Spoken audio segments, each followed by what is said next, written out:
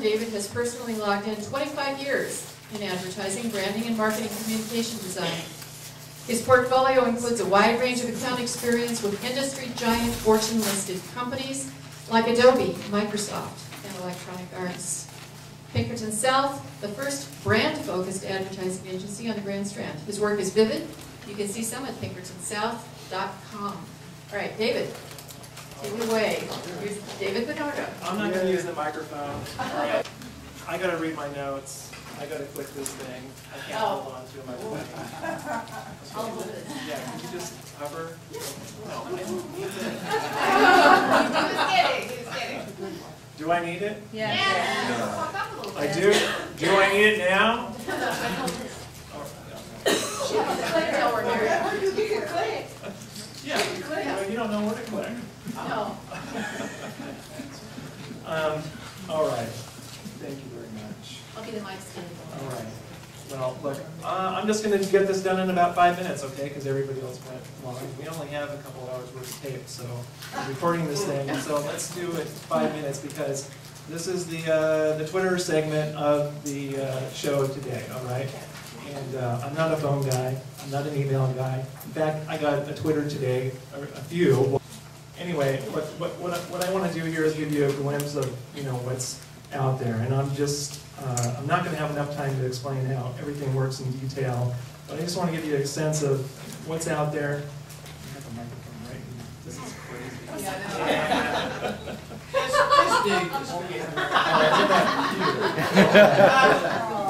All right. Okay, this is going to be really interactive because I'm going to conduct a poll here. And I want everyone in here to stand up that has been asked by a friend to sign up for Facebook or MySpace or Plaxo or LinkedIn. Everybody who has been bugged by somebody. This doesn't mean you need to be using it. This just means... I can't go. I know today. All right. All right. Stacy, no. Oh, gosh. You've been sitting down for a long time anyway. All right, that's number one. Okay, now I want all the people who, okay, did you actually sign up? If so, remain standing. If you signed up, remain standing. Okay? So, okay, that's the majority of you. All right, now all of you that signed up, and only check it every now and then, once a week or so, I want you to sit down. What's every now and then? Okay, so everyone who just sat down only uses it every now and then. All right, all right. So who's left? If you check your social media, Facebook, blog, whatever, I want every single day, I want you to remain standing. If you're on Facebook every day, Twitter every day, or MySpace, or LinkedIn every day, really? All of you? Wow. That's awesome. Okay, now everybody else is sitting down. You need to look at the person next to you. And you need to hook up with that person. You need to find out what they're doing and what they're doing right. And after this thing, get their business card because you're going to call them up and ask them how to get on Facebook. Okay, so you don't.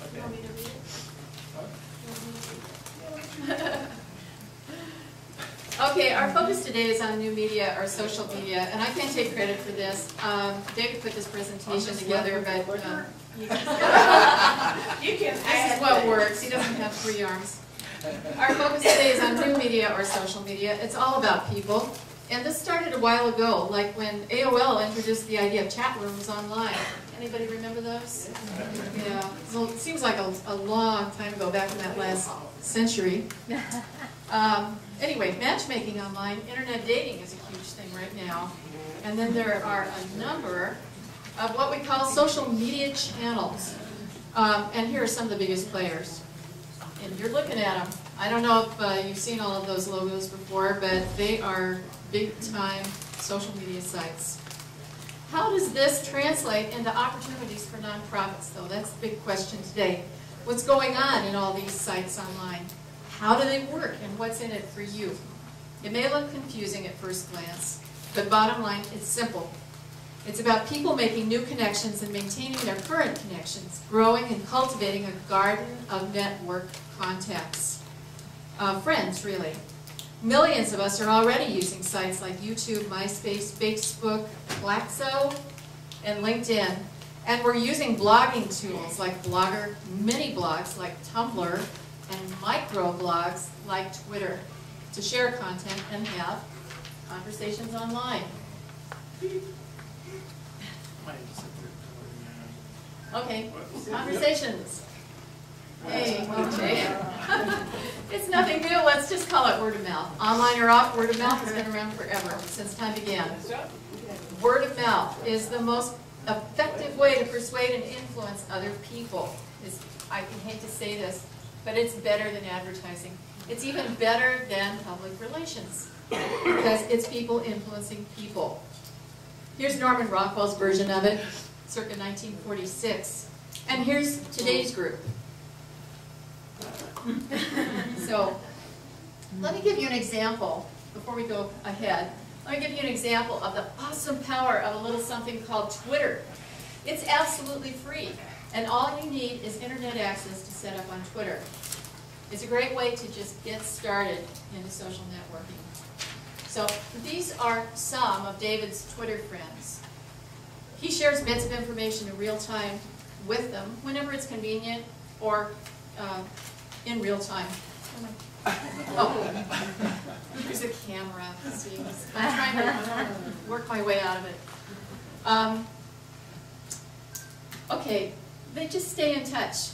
They've chosen him because he's doing things that they're interested in, Just and for the vice record, versa. I'm on Twitter, I'm on Facebook, I have a blog.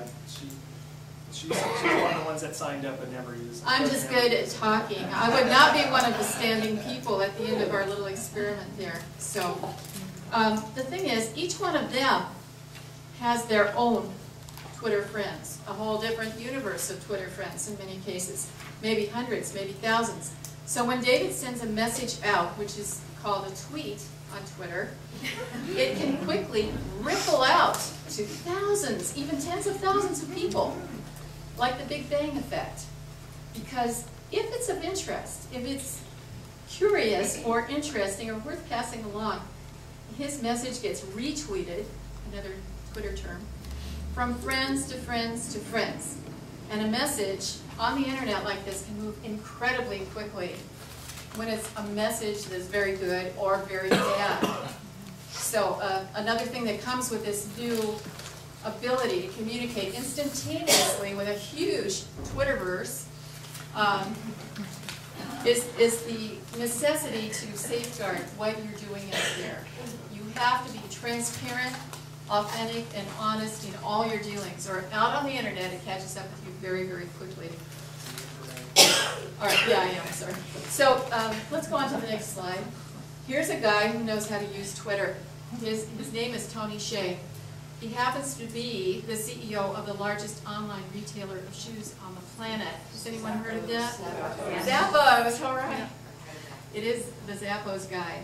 Now, he has more than 200,000 people following his exploits because he's a pretty smart fellow and a colorful character. On occasion, Tony's been known to tweet stuff like, I'll be at such and such a bar in San Francisco at 5:30. If you walk into that bar with a Z on your forehead, I'll buy you a drink. one of the famous little Twitter stories. He's an original, so you see why so many people follow him, because he's always up to some new, fresh way of using it. Thinking outside the box is one reason why he has this huge following. So this is why we're here, because if we use it wisely, this new social media is going to let us cultivate an audience and stay real on their radar screens like he's doing with his audience. We want to engage them as nonprofits. We want to capture their attention from time to time. We don't want to be in their faces selling them something or begging and pleading with them for their attention. We want to win their attention by being interesting